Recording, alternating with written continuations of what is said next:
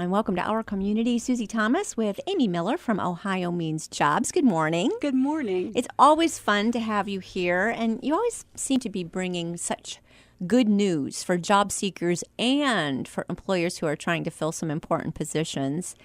Kind of the beginning of the year still. Yeah. Or maybe somebody went back to their job in January and said, nope, you know what? This is going to be the year I make a change. And so what would you say to that individual? What do we do? How do we reboot a job search? Well, there's a lot of great things that you can do to reboot your job search. And, we're talking about resolutions, and now we're in that first couple weeks of February, and we're through our resolutions. And they're all done. They're all done. We've said, okay, we're done. This isn't going to happen. That's right. But job search is something that is a really good thing to keep in mind how you can make it better, because after the holidays, you've had a lot of stress. Holidays are fun, but they're also very stressful. And you may have gotten a little bit off track, whether you're looking for a new job or you're looking to get a job. So some things you can do to, restart. First, this is almost a fun one. Look at your connections that you made over the holidays. Oh. Think about the people that you talked to, because remember, your network is the strongest way to get a job. Employers don't want to have to advertise. So if you've got someone that says, hey, Susie, I'm looking for someone, do you know anyone that's good? And you say, well, yeah, my friend Mary, she's awesome. That recommendation means so much. And the employer is going to be able to interview that person, talk to that person. It'll never be advertised. So this is a really good thing to do. Reconnect with your network. See what they have going on. If they've talked to you about their, a job that they maybe have heard about, say, hey, we were at the party. Are you doing? By the way, can you tell me about the job that you had, were mentioning? Mm-hmm. I'm still looking. So that's a great way to get started. You are such a myth buster. That is great information, because you're absolutely right. I think sometimes people, if they're looking, they don't want their friends to know that they're looking. But our friends are the very best way we're going to find that next really good position. For one thing, they know us better than anybody. They know what your skill set is, and they might have just the thing. And if we keep that quiet and secret and private, then they don't find out and we don't get that cool job. Right. So you're saying forget the ego, and friends know people change jobs for one reason or the other. It's nothing to be ashamed of there, right? Yeah, we change jobs more than in any other time in history. There was a time where you got a job and you were in that job 30 to 35 years, and there aren't as many of those anymore. So we're a much more flexible society when it comes to work. So yeah, making sure that you're talking, don't be a downer. Don't say, right. I'm never going to find a job. No. Yeah, it is frustrating. That's not who you're looking for. They don't want that. Right. But, that's why you have to make sure that people say, hey, do you know about any opportunities? I'm looking for something new. So how do we get ourselves, let me just park you here for a little while, 'cause how do we get out of that mental funk and not come across to our friends as, oh, please help me. Yeah. And just be, hey, you know what? If you happen to know of anything, I'm looking and I would love to try something new, and have sort of an upbeat, employable personality rather than nobody wants to bring Debbie Downer onto their staff. It's all about small goals, Yes. small things that you can do to put yourself in the right frame of mind. When you're doing a job search, and again, this is whether you're looking for something new and you're currently working, or you're just looking for a job in general, you get so overwhelmed with, okay, I have to do this and this, and I have to create new resumes, I have to do applications, I have to look online, there's so much to it, but it doesn't have to be that way. Take small steps. If you're thinking in small steps, then you can accomplish those things. Set yourself goals that are attainable, because something that's really hard on anybody's ego is not accomplishing anything. So when we're trying to get ourselves in the right frame of mind for job search, if you've just laid all these different things out that you've got to do, instead of one thing at a time. It's overwhelming. Yeah. If you have those little accomplishments can help you feel good enough that you can be in that right frame of mind when you talk to your network. It seems like the people who are constantly being offered jobs out of the blue, or even if they've retired or semi-retired, continue to get invited back. They keep drawing you back in, sucking you back in, are the people who are not looking. Yeah. And it's the people who are frantically looking, desperately looking, don't get those same opportunities. Why is that? Is that a frame of mind thing? It's a little bit. The easiest time to find a job is when you're not looking. Yeah. Because, you're just you. You're just confident, and our jobs so much define us and who we are. And it's easy when you lose your job to feel like you're losing part of yourself. So, when you're looking for work, think about the things that make you you. Think about, how would I act in this situation if I were working? Pretend I don't need a job. Yeah, yeah. It's so, and it's hard to do. I'm not going to, fib. It's hard to do, but think about who you are and what you want to be in work, and have faith that that's going to be the thing that's going to take you to the next step. I was a great employee. I'm going to be a great employee again. And darn it, I'm a really great person. People should give me a chance. And walk in that. See yourselves through a new set of eyes. Yes. That, because you're created for a purpose. Right. And you're here to do that. Yeah. And do it better than anybody else. And sometimes when you lose your job, or you're kind of thinking, I need to get something new, it's an opportunity to do something different. Maybe if you lose your job, you would have never thought of a career change. You were doing your job, you were doing your thing. That's okay. But wait a minute, I'm not working now. Maybe I can look at something that I've always wanted to do, or I can look at the skills that I have and see how they transfer into other kinds of jobs. It's so easy to get down, but people need to look at the things that can bring them back up. The employment numbers are incredibly strong right now, and they created more jobs. In fact, so many jobs that the stock market took a hit, which I always thought was a really funny thing. Why would that be bad news? I don't get it. Me neither. But anyway, who cares? But for some reason, there are a lot of jobs created, but I think they need specific skills. Do I have that right? Yes. I think we've seen two different things with new jobs. We've seen a lot of jobs in the service industry, and those are kind of your beginning jobs that are low skilled and are not great paying. Now, those jobs are needed.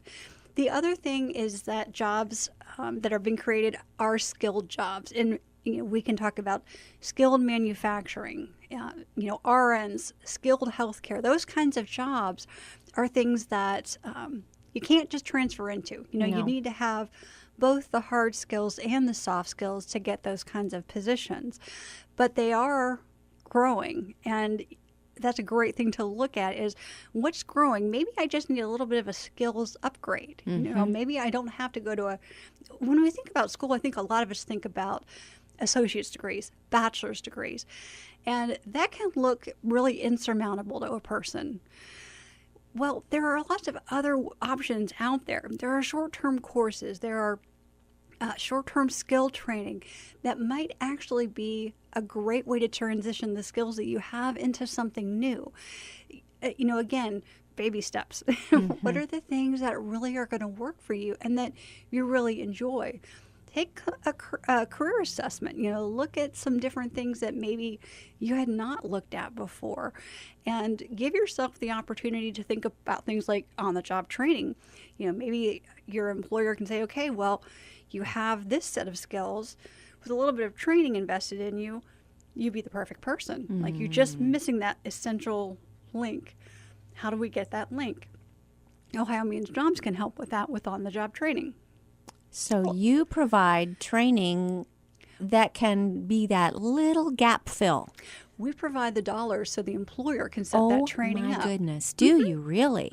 With grants or scholarships, or how do you do that? It's just part of our funding through the Workforce Innovation and Opportunity Act. Wow. Does anybody do apprenticeships anymore? Oh, apprenticeships are big. Are they? Yes, and that is something that is growing more and more. I think we've switched our mentality to all of our jobs have to be college educated. And, that's great. There are a lot of jobs that need that education background, but there's also a lot of phenomenal, amazing jobs that you need to have an apprenticeship for. Think about your plumber. That is exactly what I was just going to say. Like, what about a plumber?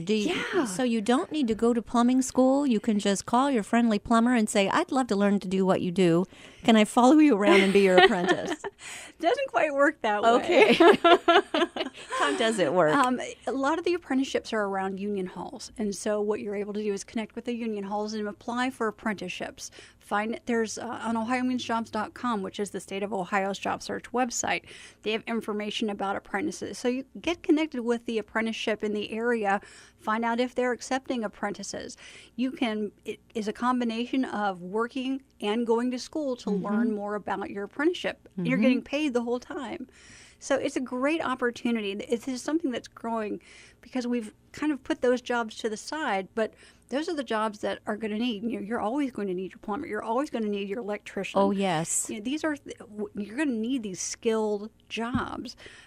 They are just as important and just as in demand as they've ever been, if not more. That's what's amazing. For a while there, it seemed like we were in the information age where everything was learning how to receive or disperse information, and those skilled labor seemed to be something very rare or kind of waning. Even interest in it anyway seemed to be waning. But I think people, one bad day with no plumbing and you realize how badly you need someone who knows what they're doing. That's right. Somebody in this room even lived in a home where a hose sat in a sink for at least 15 years. Oh, wow. Because we tried to do our own. So, you just really want to have somebody who knows what they're doing. That's right. And you get paid on the job while if you get accepted into an apprentice program. Let's bust another myth that these would only be young people that they're looking for. Oh, no, that's not true. They're looking for people with a variety of experience. It's always easier when you're a little bit younger because you don't have a lot of the different responsibilities. But people want to do apprenticeships. They want someone who is eager, that wants to learn, that's going to accept that knowledge and take direction. One of the things that happens a lot of times with millennials is people think that they don't take direction. That's not necessarily true. There's a very funny video that I saw recently that's an interview between an older gentleman and a millennial, and the millennial is talking. The thing that just makes me laugh is that he says, "You're coming in. You're starting at 8 o'clock," and she said, "What?" And he says, "Yes, that's right." And she says, "No, I don't understand. I think I can be there at 10. Well, I have to get my mocha latte, maybe 10:45. That's really the extreme. Yes. But I think that our workers that are the Gen X, the baby boomers, don't think that they're valued. And their strong work ethic is valued. And that's why apprenticeships are not a bad thing for someone who is a Gen X or even a baby boomer. There's a lot to learn and you have a lot of skills and obviously you're motivated. When you've been working for any length of time, well, what do you want to do? You want to keep working, right? You want to be able to continue to do stuff, and maybe you just don't like what you're doing, or maybe, like I said, Time for a change. Why not give this a chance? Why not look into this as a possibility? You have to get accepted into the apprenticeship. You go through the same process that you would for any other job. So that's really cool. Where do you go to find out again about those apprenticeships? You can go on OhioMeansJobs.com. That's the state of Ohio's job search website, and they do have information on there about apprenticeships as well. That is just very interesting information. Okay, let's talk about these baby boomers. The reason that they think of themselves as still the kids is you've had baby in their name the entire time. They've been baby boomers all their lives. Well, these baby boomers are now, approaching 70 and still have somehow managed to stay youthful and healthy or whatever. People nowadays aging are not aging the way their parents or their grandparents aged. So a lot of them are not ready to stop working altogether. They might want to work on their own terms. they kind of like that idea of 10:30. You know, That's right. that works out just great.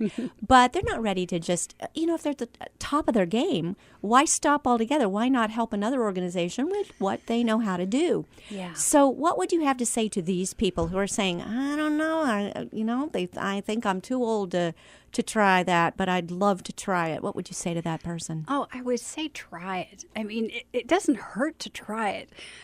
You'll find out if that's something that you really want to do, no matter what it is.